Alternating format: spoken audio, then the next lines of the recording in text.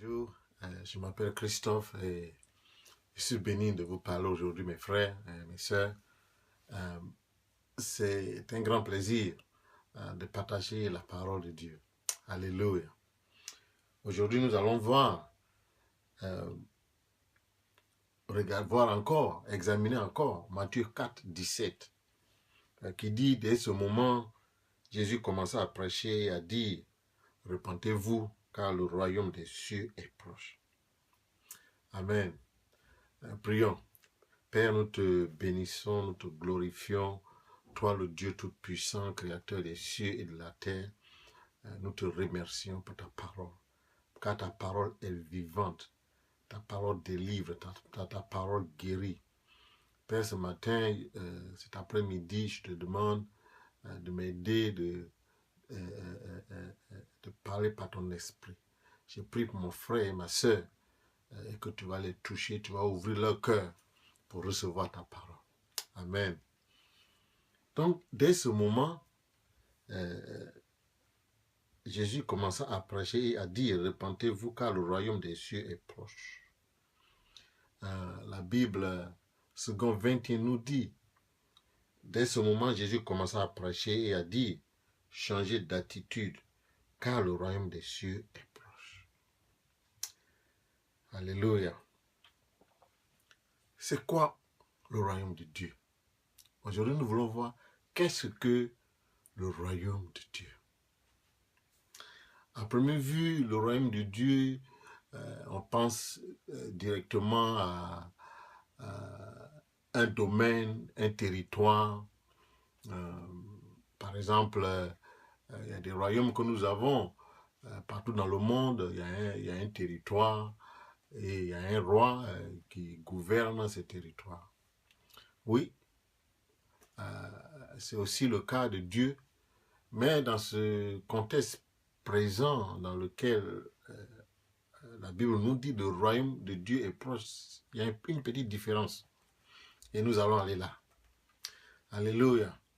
Donc, dans le cas de Dieu, la Bible en Néhémie 9,6 dit, c'est toi, l'Éternel, toi seul qui as fait les cieux des cieux et toute leur armée, la terre et tout ce qui est sur elle, les mers et tout ce qu'elle renferme. Tu donnes la vie à toutes ces choses et l'armée des cieux se prosterne devant toi. Donc Dieu a créé toutes choses. Les cieux des cieux, la terre, tout ce qui est sur la terre, toi l'homme, toi la femme, les enfants, tout, Dieu a tout créé. Donc, si nous voulons parler de territoire, les cieux, le royaume de Dieu, c'est tout cela. Les cieux, la terre, les cieux des cieux, le parc, tout ça c'est le règne de Dieu. Tout cela appartient à Dieu. Mais dans notre contexte, quand la Bible nous dit en Matthieu 17 que le règne de Dieu est proche, il s'agit du règne de Dieu. D'abord, disons que dans Genèse, quand Dieu a créé Adam, Dieu venait à Adam, et si tu veux savoir, tu parles en Genèse 1, Genèse 2, Genèse 3. Dieu venait à Adam et il marchait avec lui. Dieu avait une relation avec Adam. Quand Dieu a créé Adam, il ne l'a pas créé pour que Adam soit isolé et fait ce qu'il a envie de faire. Dieu a voulu travailler ensemble avec Adam. Donc Dieu avait une relation avec Adam. Mais quand Adam a péché, cette relation a été brisée. Donc, Dieu n'avait plus une influence directe sur la terre. Amen. Donc, Dieu était isolé. Adam était isolé. L'homme était isolé de Dieu. Mais quand Jésus-Christ, notre Seigneur, est venu, il a rétabli ce lien encore. C'est dans ce sens, Jésus dit, repentez-vous car le règne de Dieu est proche. La Bible du Semeur nous le dit plus précisément. Il dit, et c'est Matthieu 4, 17 que je lis, à partir de ce moment, Jésus commença à prêcher en public en disant, changez car le règne des cieux est proche. Le règne des cieux est proche. Le règne de Dieu est proche. Alléluia. Ça, c'est la bonne nouvelle de la Bible. Le règne de Dieu est proche. C'est quoi le règne de Dieu?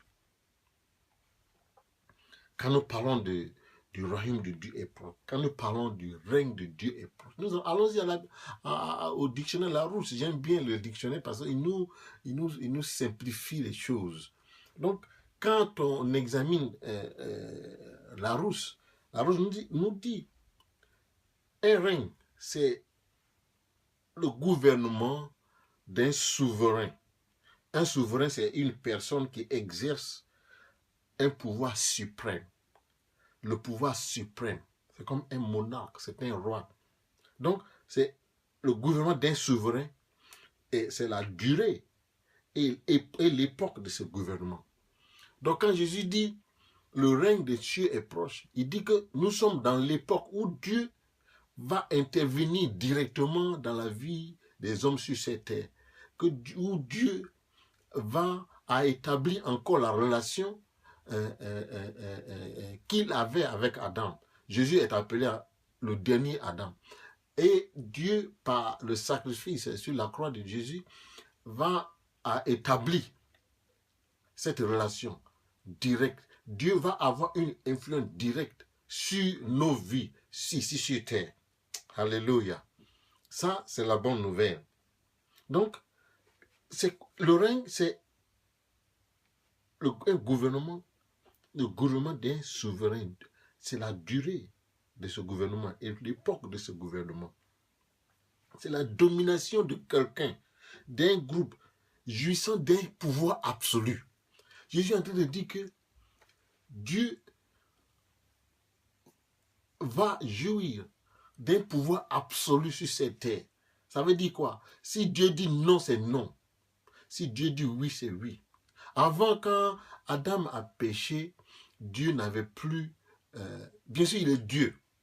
Mais légalement, étant donné que Adam a obéi à Satan, légalement, Dieu ne pouvait pas directement opérer sur terre.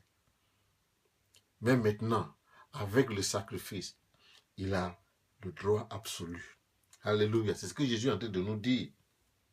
Une domination de quelqu'un jouissant d'un pouvoir absolu.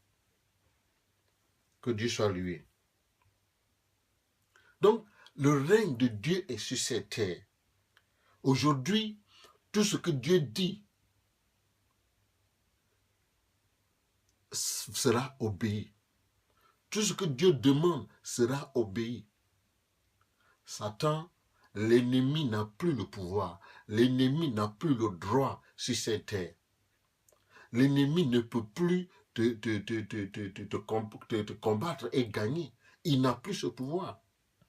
Tout ce pouvoir lui a été enlevé par Jésus-Christ sur la croix. Alléluia. Donc, Dieu est aujourd'hui un roi, le roi absolu sur cette terre.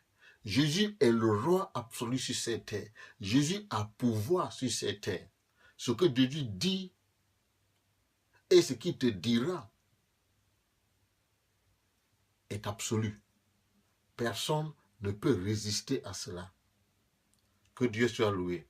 Parce qu'il a un pouvoir souverain. Selon le dictionnaire. C'est-à-dire, son pouvoir est absolu. Son pouvoir est total. Ésaïe 9, 1 à 7 nous dit: un enfant nous est né, car pour nous un enfant est né, un fils nous est donné. Il exercera l'autorité royale. L'autorité royale.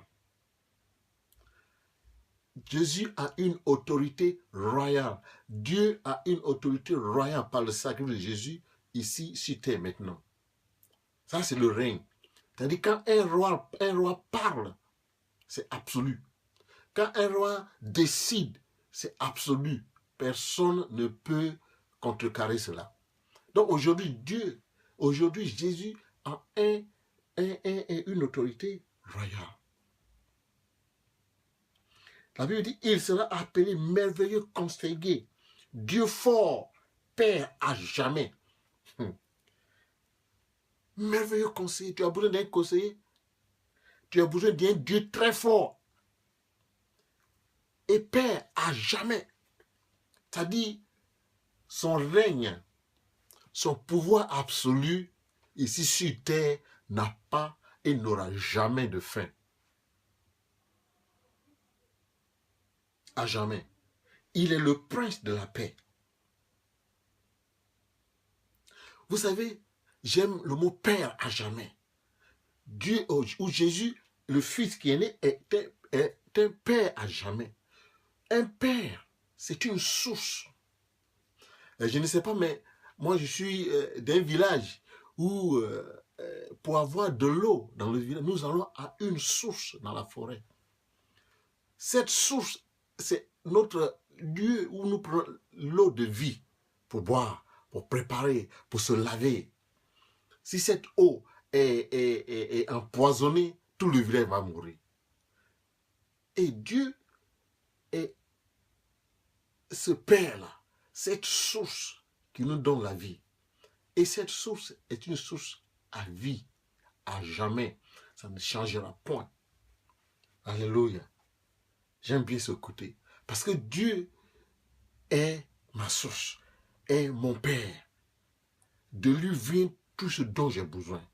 De lui vient la santé. De lui vient ma prospérité et ta prospérité. De lui vient ta délivrance et ma délivrance. De lui vient la paix dont on a tant besoin. La Bible dit qu'il est le prince de la paix. Le prince de la paix. Jésus-Christ est paix. Alléluia.